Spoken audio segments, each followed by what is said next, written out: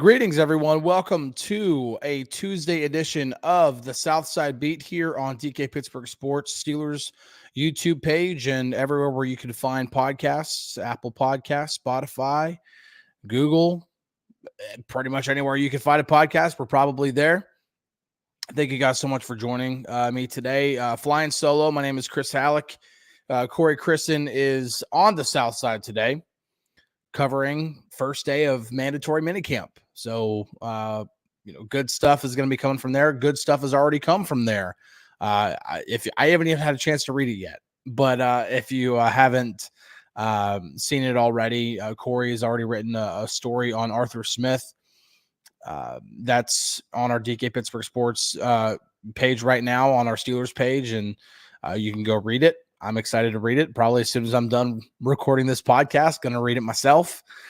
Excited to see what else comes out of there. Just got a notification, which, by the way, if you have the app, that's a good thing to have because I just got a notification of Danny Smith saying about the NFL's new kickoff rule. I love it. So excited to hear his thoughts on that. I think that's actually might be even a more interesting story just because it's something that's a little bit unprecedented when it comes to the NFL. New coordinators happen all the time. New offenses are installed, throughout the league every year. But a new kickoff rule, that's something that's a little bit different. So I'm excited to hear his thoughts on that. So, but thank you for joining today. I really appreciate you guys. Flying solo today. Don't know about the rest of the week. We'll see. It's a busy day, longer day, later day. Whenever mandatory minicamp is going on, a lot more things to cover. The availabilities in the morning typically last a little bit longer. Practice itself lasts a little bit longer. It's also lasting later in the day. Practice is supposed to be over in about an hour. It's, a little after 3 Eastern right now. Practice is supposed to be over around 4. Then there's locker room availability right after that. So no chance Corey was going to be able to do the show today. So, but we're gonna do everything we can to talk on here, and it's kind of a good thing that Arthur Smith talked today because I also did a chalk talk, which is at the top of our homepage on dkpittsburghsports.com right now, and was really looking primarily at how bringing in Arthur Smith and the other, the other changes that have been made on offense, the additions to the offensive line, stuff like that, how Naji Harris might be the one who benefits the most from everything that's happened this offseason.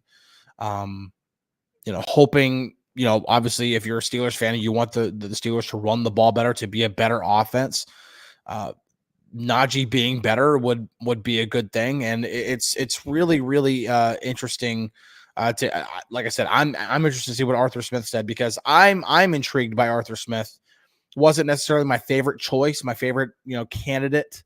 When the Steelers were interviewing candidates. Now, granted, they only interviewed 3, but there were a lot of names being thrown around out there.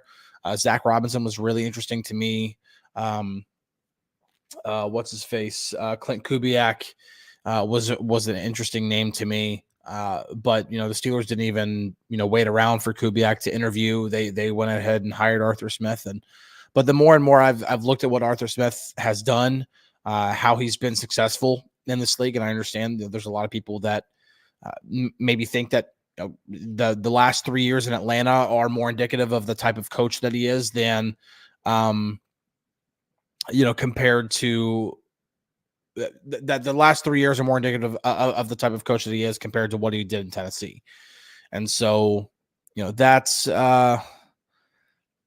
you could say just because it happened more recently, sure, but you can't also dismiss the fact that it wasn't that long ago that Arthur Smith was the offensive coordinator for a Titans offense that was, phenomenal. No, yeah, they had King Henry, but those were also Derrick Henry's 2 most successful seasons. It's not like he had other great seasons and was, still a beast or whatever. But, no, like his 2 best seasons were under Arthur Smith.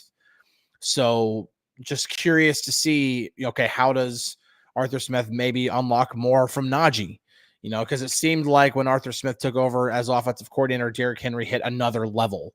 And maybe that happens with Naji. And that's not even something that I even brought up in the Chalk Talk. I actually looked at more tangible reasons. And if I encourage you to go read it, actually. So, but, Arthur Smith talking today, the one thing that he said that, it was a home run decision, to join the Steelers. And obviously if he's not going to be a head coach, then, offensive coordinator, he might be better suited for, 3 years in Atlanta didn't work out. Now didn't necessarily have the greatest personnel. Quarterback was very, very questionable there. Like Marcus Mariota might have been his best quarterback that he had. Desmond Ridder definitely was not very good. And so, Ryan Tannehill, Arthur Smith was able to get the most out of Ryan Tannehill. Tannehill's 2 best seasons were under Arthur Smith. And so maybe, he gets Russell Wilson to play a little bit better than he did in Denver. Not that he was terrible in Denver last year, but maybe he gets a little bit more out of Russell Wilson, or maybe what actually probably makes Steelers fans more excited is maybe he finally unlocks Justin Fields' potential, and Justin Fields really hits his stride and finds that next level, what he's capable of, the ability to be a significant guy that can punish defenses with his talent, with his arm ability, with his legs, but then cut down on the turnovers and become a little bit more of an efficient quarterback, be able to play a little bit more frequently and consistently within the structure of the offense. Maybe. I don't know. And I'm not going to sit here and try to make predictions. There's no way to know that right now. But I do think that, number one, Arthur Smith is a significant improvement over Matt Canada. And this is nothing against Eddie Faulkner or Mike Sullivan, but even an improvement over Eddie Faulkner and Mike Sullivan. Arthur Smith is at least a guy who has had success as an offensive coordinator in this league in the last 5 seasons, right? So a worthwhile hire, in my opinion. So, yeah, I don't know. And like, there are going to be some people who, we tried to address most of it yesterday here. I'm going through the comments here and seeing that, Arthur Smith can help save Tomlin's legacy. Mark says here that the guys on the fan were ripping Rooney for the Tomlin extension, saying that it should have made him honor this year, like as a prove it deal. And that, Arthur Smith is good enough to save Tomlin's legacy. I really don't want to touch too much more on the Tomlin, extension. We spent 20 straight minutes talking about it yesterday, both Corey and I. It is what it is. I've been trying to tell you guys he's not going anywhere. So a contract extension was not, it was always going to happen. Like, it was always going to happen. There was never a doubt that Mike Tomlin was going to get a contract extension. And, it's radio's job to get, find things to talk about and to find ways to talk about it, which get the fan base riled up. And they did exactly that. They got a lot of people. And trust me, I know exactly how fans were reacting. We had to delete comments from the story we have of Mike Tomlin's, contract extension on the site, like getting to the point of borderline racism, even political stuff. Like, it's just, and Tito brings up a good point, man. Some people just dislike Tomlin, and it's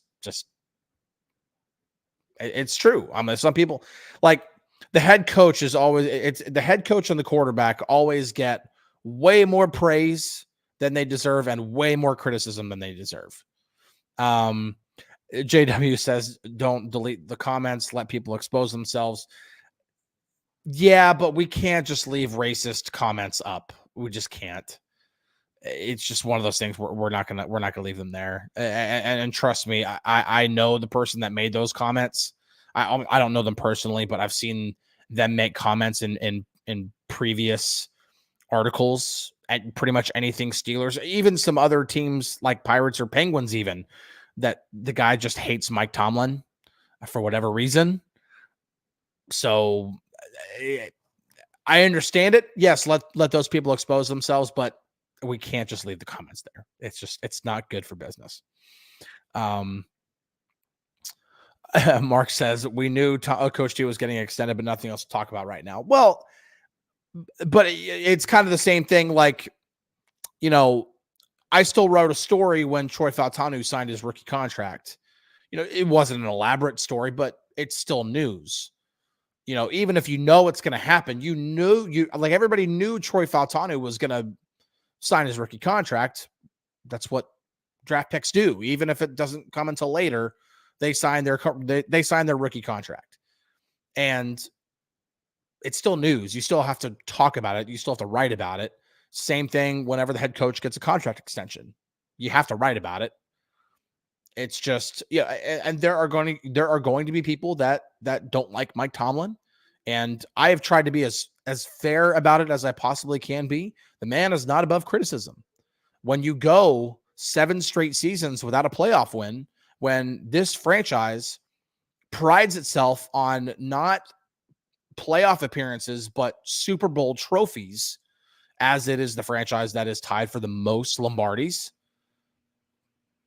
that's not acceptable. That's not good enough.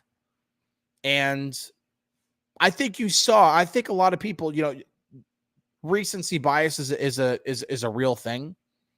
I think people saw how much it means to Mike Tomlin, or how personal Mike Tomlin's taking it whenever you watch this end of season press conference. If you don't remember, or maybe I'm reminding you of it, maybe I'm getting that back into your head, being like, oh yeah, I kind of forgot his demeanor, because that end of season press conference might be the most contrite I've ever seen Mike Tomlin be, especially when he was, lamenting, like truly lamenting, Marquise Pouncey never winning a ring. Right. And so you see how much it means to him. And he's the guy who ultimately takes the majority of the blame for it. And so,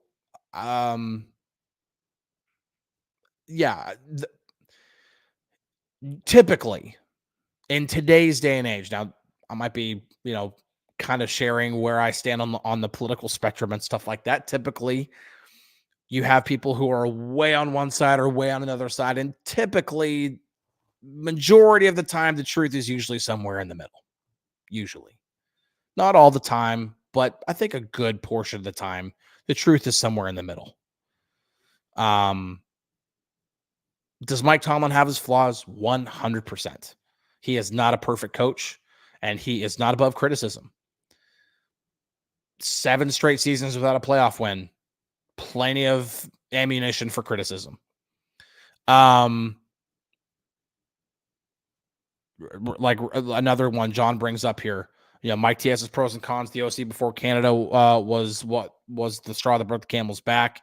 I would even say Canada, sticking with Matt Canada as long as he did, was the straw that broke the camel's back. I thought Matt Canada should have been fired in the middle of the 22 season. That's honestly what I thought. I thought that, listen, the longer you hold on to Matt Canada, when you have a rookie quarterback like Kenny Pickett, the longer you're going to have to stay with him, because you almost feel like you have to keep the coordinator and the quarterback together. And that's kind of what they kind of handcuffed themselves to Matt Canada in 2023. Like they kind of did, because if they would have just cut the cord in 22, and Jordan is correct, Canada should have never been hired. Was not a fan of the hire at the time. But there's always that level of intrigue of, maybe he can do it. Maybe it didn't work out at the college level, but maybe for whatever reason it'll work at the NFL level. I don't know. But yes, but the main beef that I have with that entire thing, from my perspective, my opinion, is they should have let go of Matt Canada in 22, because it wasn't good in 2021. And that was with a future Hall of Fame quarterback, granted in his last season, granted over the hill, granted not the same guy that he used to be.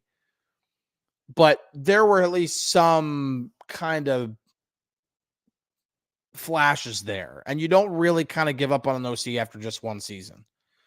And then when you're like, okay, no longer is it going to be kind of Matt Canada versus, Ben Roethlisberger, where Ben's going to be controlling a good amount of the offense no matter what Matt Canada calls. Now this really is going to be Matt Canada's offense, and you really see it for what it is, and you saw how bad it was. That's when you just got to snip. You got to cut it.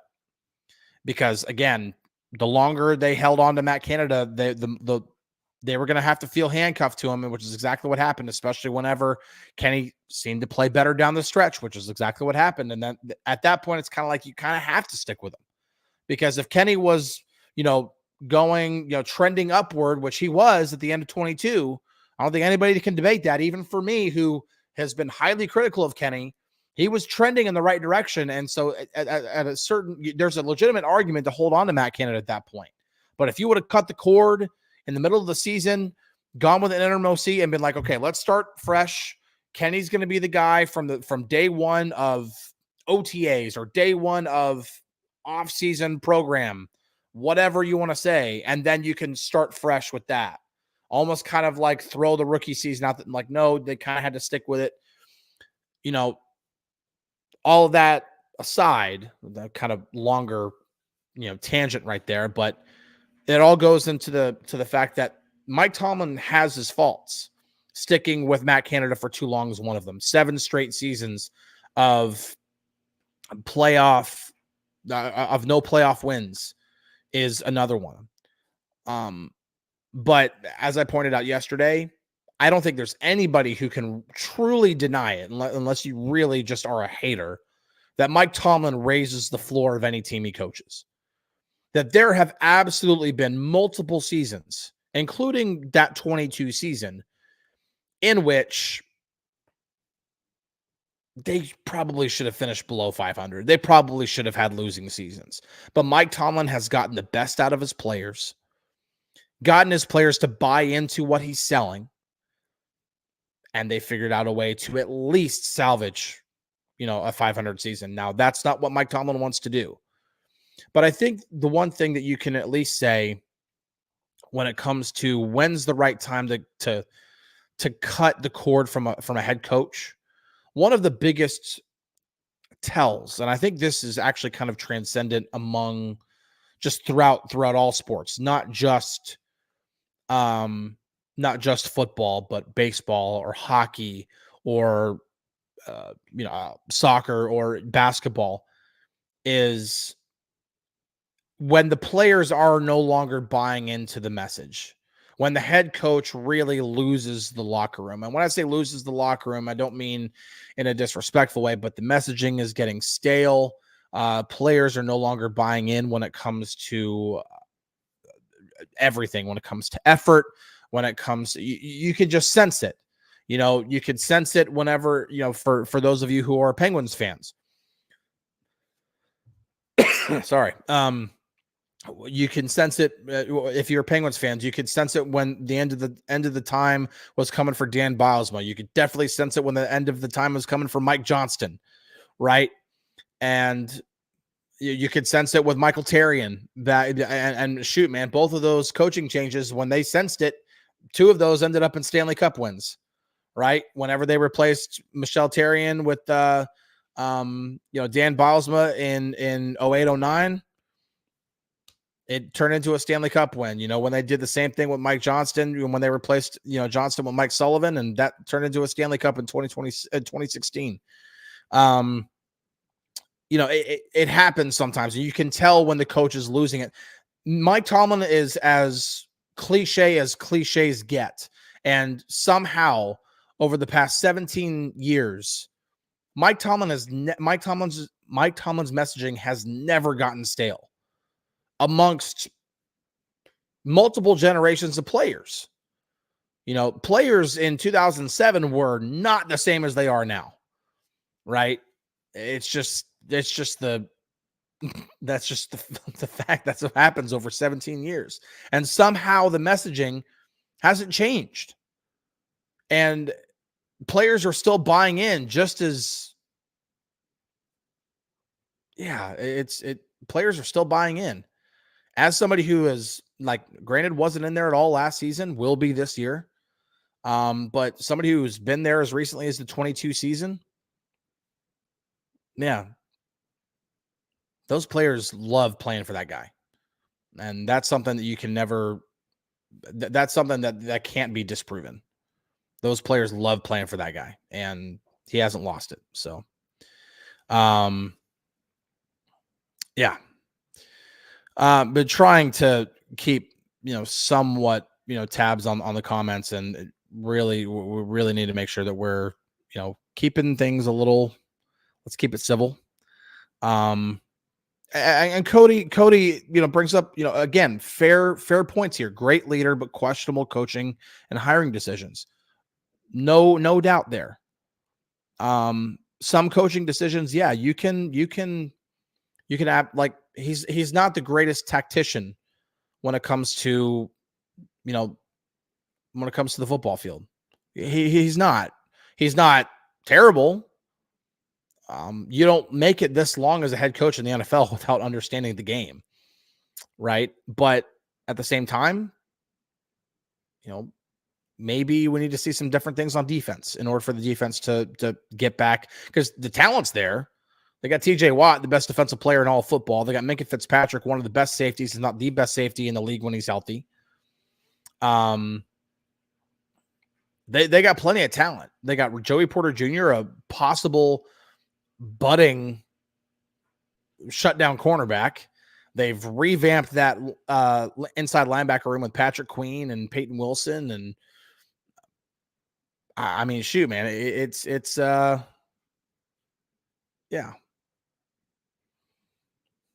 I don't know, man.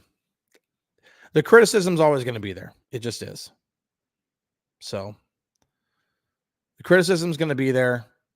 There's not, like I said, there's not much else to talk about, man.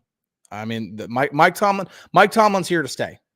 And I think, yesterday was a good day for people to who aren't Mike Tomlin fans, to get out their stresses. And if you keep fighting it and keep,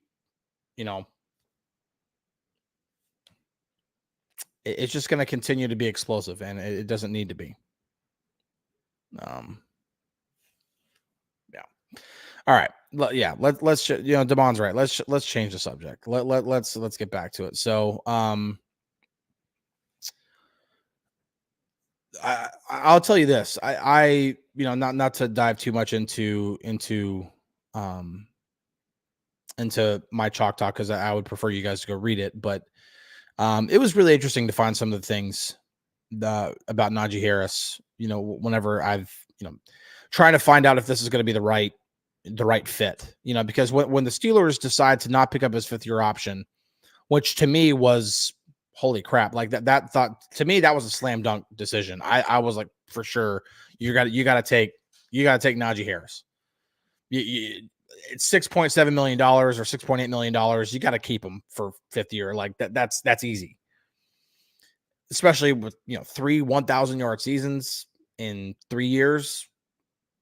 There's at least enough there where if he has a better coordinator, better offensive line, that he could possibly turn into one of the best running backs in the league, or at least one of the most productive or efficient running backs in the league.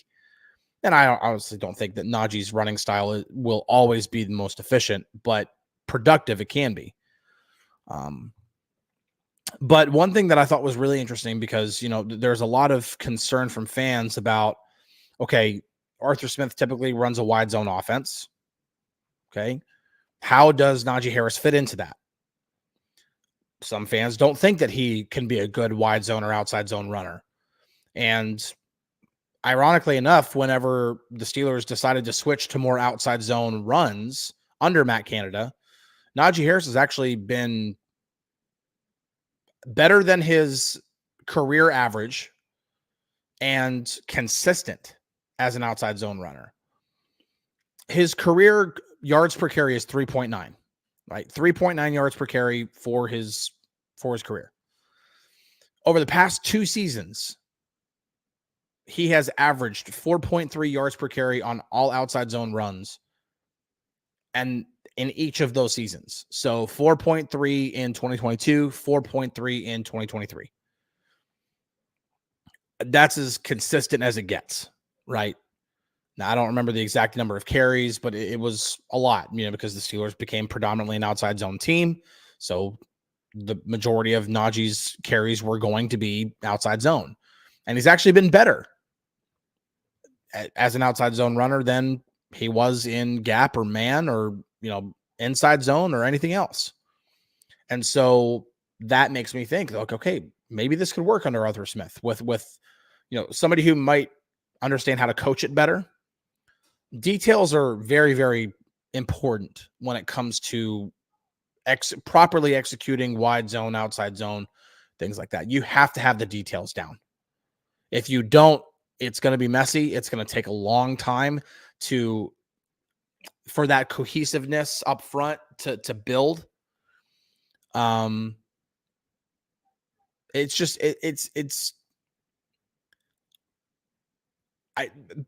line, I'm not trying to make excuses, but when you look at a lot of the evidence,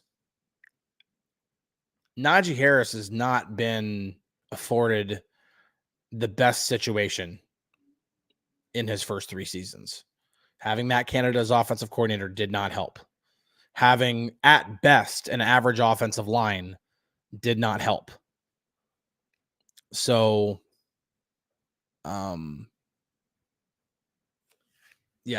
Cody says, now give me 1,300 yards. How about that? Well, again, it would be really, really good for the offensive line to block better. One stat that I found from Pro Football Focus that's really telling. Last year, Naji Harris, yards per carry before contact was 0.99 yards. That is not good. I'll put it that way. He's fighting a losing battle pretty much at that point.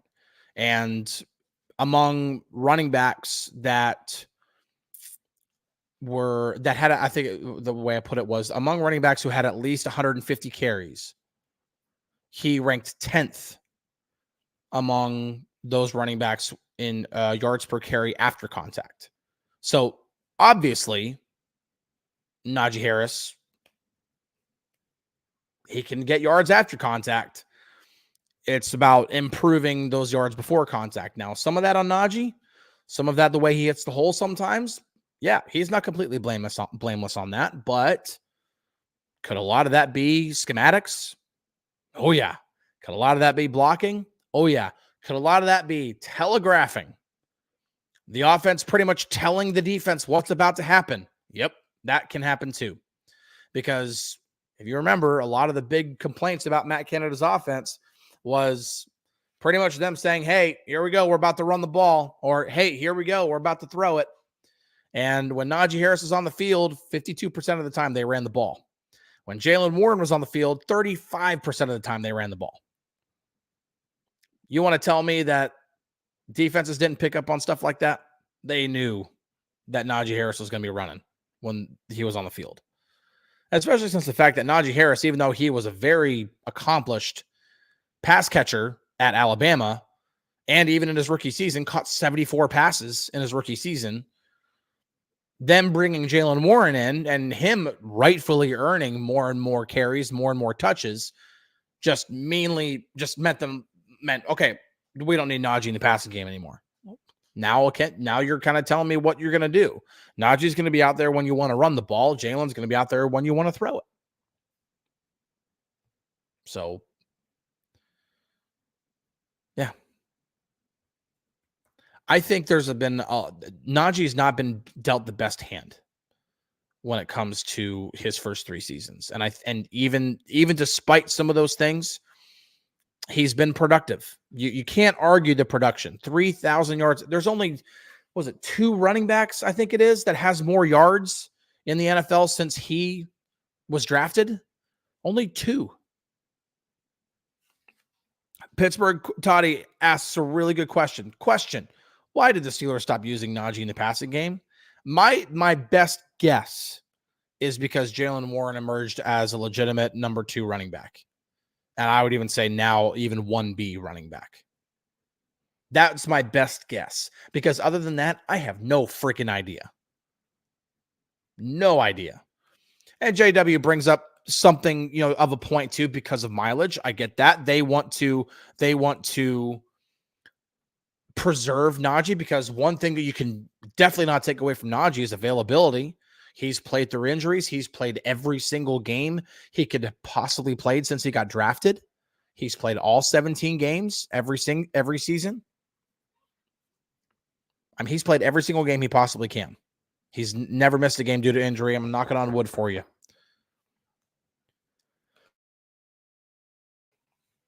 So, I mean, but then again, there is a way to have Naji Harris still be involved in the passing game without completely, there's a way for Naji to still be involved in the passing game while Jaylen continues to rightfully earn more and more and more touches.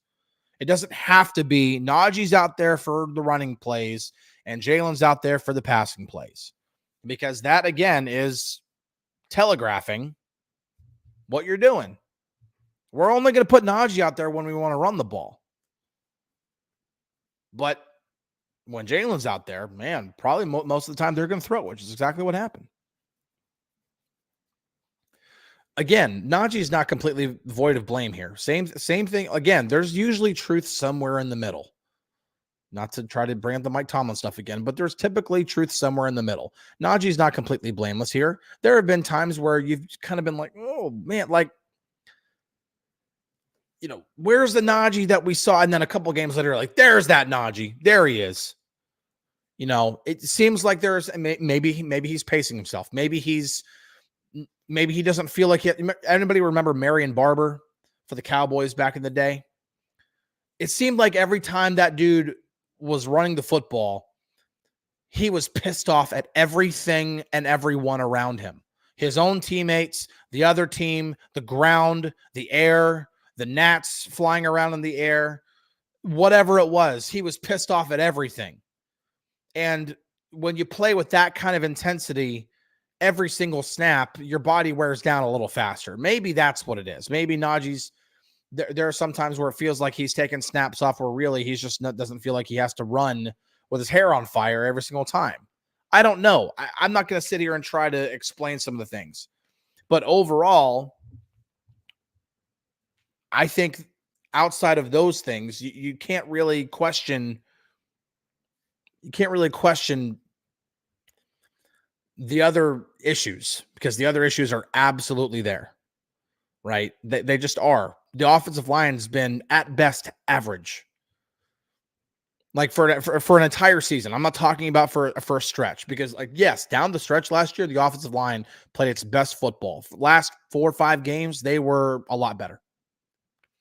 JJ, I wholeheartedly disagree. Naj can't run like his hair is on fire. Do I have to bring up the Seattle game from last year? That dude was, yeah, I don't know, man. No, he absolutely can run like that. The thing is that when both Naji and Jaylen are both running like that, that Seattle game, to me, that is the blueprint for how the Steelers need to be playing all the time. That game right there. Now, you're not always playing the same defense. You're not always playing, a defense that with those same, schematics and tendencies and coverages and personnel and all that stuff. You have to adapt the game plan, the playbook based off of who you're playing. But the overall philosophy of how both of those guys earned carries, how when Seattle was loading the box, not only did the Steelers still manage a way to still run the ball effectively, but then they every now and then made Seattle pay for it by throwing the deep ball. And good on Mason Rudolph for playing that way and for making those throws, and George Pickens making those catches. And the Steelers absolutely have that at quarterback this year, because Russell Wilson, despite any questions about his ability, can and always has been and still can throw the deep ball. So when teams want to load the box with single high safety looks, when they want to go out with cover 1 or cover 3. Well, guess what? Russell Wilson is as good as anybody at throwing the deep ball. So they can still do that. But the thing is that the Steelers were still able to run the ball in that game when Seattle loaded the box. And then whenever they got hit with a couple of deep throws, they backed off, started throwing some more too high shell looks. And once they started doing that, Steelers adjusted once again and bam, just jam it right down their throat. So that to me was the blueprint for what the Steelers can do. And I think under Arthur Smith, they can, because I had a conversation with somebody on our site earlier today, somebody, questioning the Steelers philosophy going into 2024, how it's, how many run first teams are able to win the Super Bowl, especially in today's day and age. And I understand that perspective, but I brought it up before, man. 75% of teams that have won the Super Bowl either have a quarterback that is already in the Hall of Fame or will undoubtedly be in the Hall of Fame. I'm talking about guys like Ben Roethlisberger, like Aaron Rodgers, like Drew Brees, Tom Brady, guys who will undoubtedly be in the Hall of Fame. So if you don't have one of those quarterbacks, which Russell Wilson could be, he's going to make a case for the Hall of Fame. But with where he is now, he is not playing up to that caliber, right? So I'm not saying the Steelers have one. And Justin Fields, for all of his talent and his extremely high ceiling, hasn't realized that potential yet. So the Steelers don't have that. So what's the plan? How do the Steelers try to win if they don't have that franchise quarterback? The best odds is to try to play the best possible defense you can. Because look at the quarterbacks that have probably not deserved to win a Super Bowl. What do all those quarterbacks have in common? They had all-time great defenses, right? All-time. We're talking about 85 Bears, 2000 Ravens, 02 Buccaneers. I don't want to take too much away from Russell Wilson in 13, but that 13 Seahawks defense, the Legion of Boom defense, those are one of the all those defenses have those things have in common, like those quarterbacks, the Trent Dilfers, the Brad Johnsons, Joe Flacco's, all those guys had either all-time great defenses or really, really, really good or even great defenses. And so if the Steelers don't have a franchise quarterback, the best chance is to play elite defense. And you have to do something on the offensive side of the ball. So if you don't have a franchise quarterback, but you have one of the best running back duos in the league, maybe that's just the recipe. Maybe they're just leaning into what they have. And maybe once they get a franchise quarterback, maybe it is Justin Fields. I don't know. But maybe when they do get a franchise quarterback, then they can shift philosophies again. But man, how long was the gap between Terry Bradshaw and Ben Roethlisberger, right? Franchise quarterbacks or even Hall of Fame quarterbacks don't grow on trees, man. They just don't. They don't. So in the meantime, you got to do what you got to do. And right now, the JW Nick Foles, hey man, there are the outliers, but typically a lot of those times, the outliers when it comes to winning the Super Bowl, it usually comes with an all-time great defense or at least a great defense. So we'll see, man. We'll see. I'm buying Naji stock this season. I'll put it that way. Like if I'm looking at any benefactors from the upcoming offense, Naji and Jalen are the two guys that I'm going with, because Jalen's shown so much in 2 seasons. And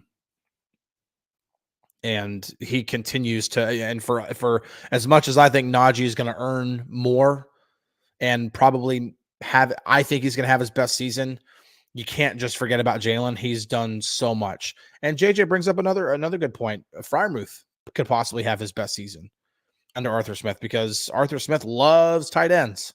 Shoot, man, the Steelers have 80 of them right now. Got 80 of them. Exaggerating a little bit, but Mark brings up Brad Johnson, Tampa Bay defense, for example. Yeah, I brought up the 0-2 Buccaneers for sure. That 0-2, which, by the way, Mike Tomlin was on the coaching staff for that 0-2 Buccaneers defense. Yeah, no, that 0-2 bucket. I think that defense gets severely overlooked for whatever reason. When people talk about all-time great defenses, obviously, like 74 Steelers, would it be 74 or 76? No, not 76. 74 or 70, 78. I can't remember what year. They were ridiculously stupid, like in terms of numbers. But we'll just say steel curtain defenses in the 70s, just because there were multiple seasons where they were the best defense. 85 Bears, 2000 Ravens, 0-2 Buccaneers, 08 Steelers, 13 Seahawks. Like, to me, those are all-time great defenses. And those 0-2 Buccaneers typically get a little overlooked, and they should not. What, do they have 3 pick sixes in the Super Bowl? Man. Jordan says 76. Okay, maybe it was. Yeah, maybe it was. Maybe I don't necessarily equate 76 because they didn't win the Super Bowl in 76. But yeah, and Tito brings up another one too. I said the 08 Steelers. That 2010 defense was. If you want to talk about a really cool conversation, when Ben Roethlisberger had Mike Tomlin on his podcast, and Ben actually asked Mike Tomlin which defense was better, the 08 defense or the 10 defense. Mike Tomlin actually leaned towards the 2010 defense, even though they didn't win the Super Bowl that year. Yeah, they made it and lost, but man, that 2010 defense literally changed the game. It changed. Yeah, Tito says they changed the rules. They changed the game.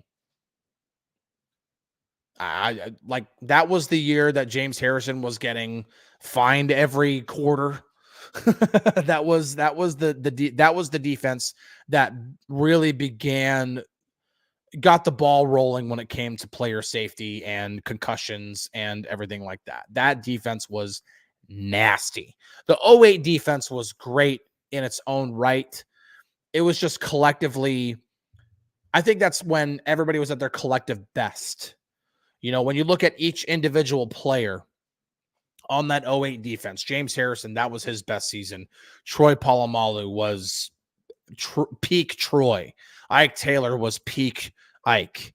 Lamar Woodley, probably his best season. You know, you look through each individual guy. Yeah, and Mark says Ryan Clark was knocking people out too. Ryan Clark might have been at his best.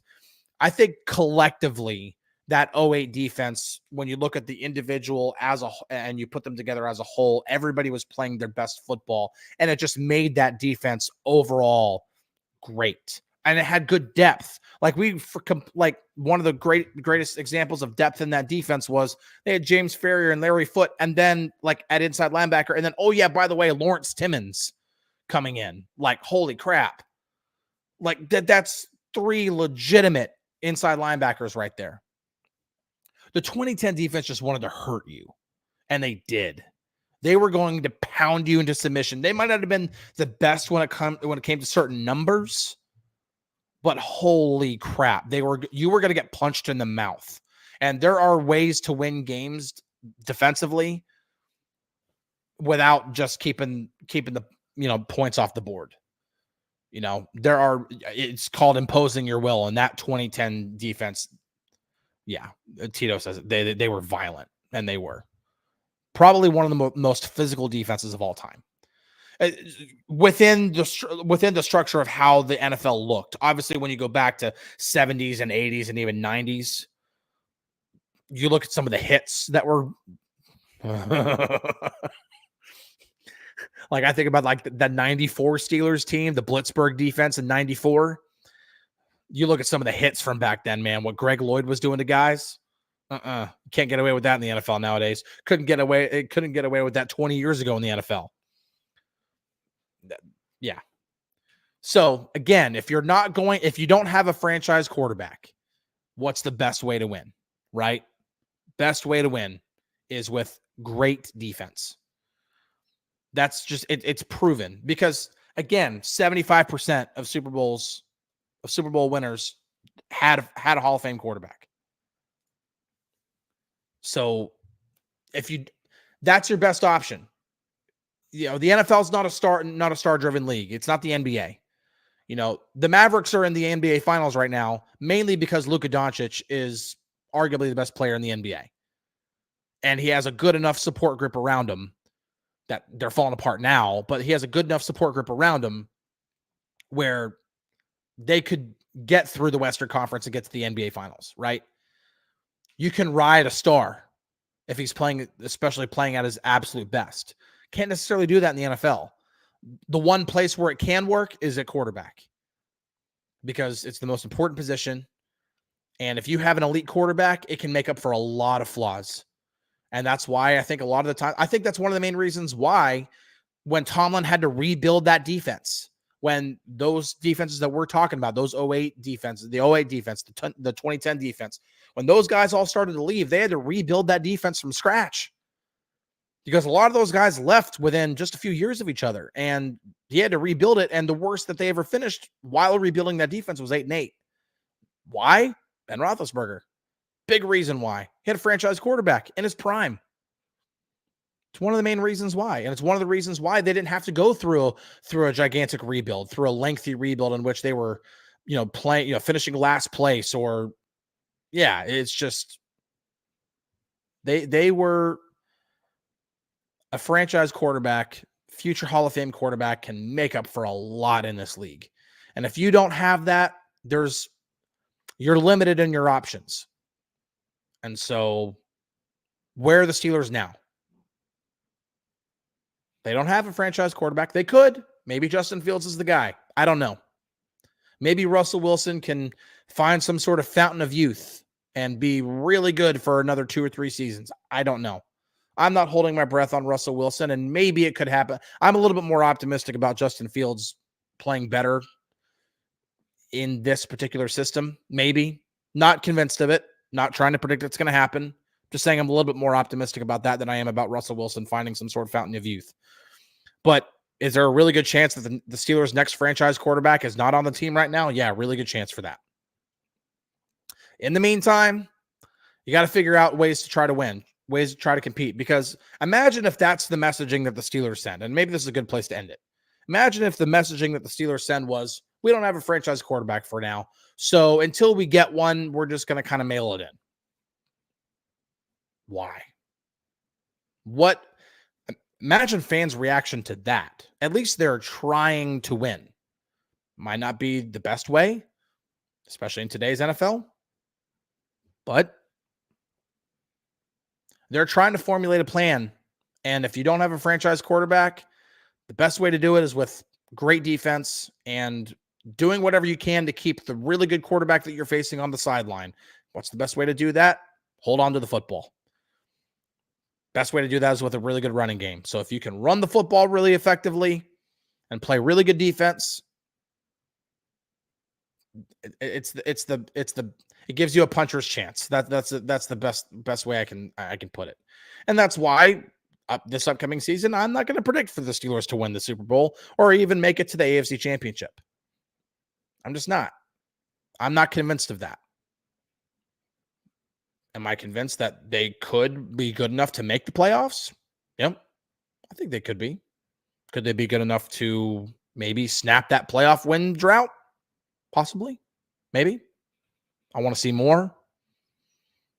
I want to see what they look like in training camp. I want to see what they look like in preseason. Take that with a grain of salt. But I want to see what things look like. Maybe. I don't know. We'll see. Great show today. 49 minutes of me blabbering. Got a little testy with the Mike Tomlin stuff. I get it.